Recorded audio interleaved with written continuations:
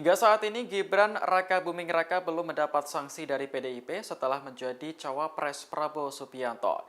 Bendahara Umum PDIP Oli Dondokambe mengatakan Gibran tak bisa langsung dipecat karena masih berstatus sebagai wali kota Solo.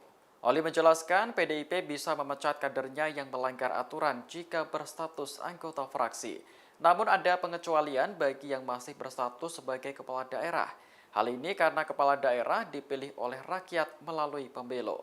Sementara itu, Ketua DPP PDIP Ahmad Basarah mengatakan partainya tak perlu memberhentikan Gibran.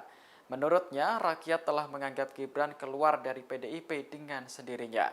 Namun jika merujuk pada etika politik, Basarah menyebut seharusnya Gibran mengundurkan diri secara resmi. Diketahui Gibran telah resmi menjadi cawapres Prabowo setelah mendaftar ke KPU pada Rabu 25 Oktober. Hal ini menimbulkan pertanyaan terkait statusnya di PDIP, apakah masih menjadi kader atau tidak.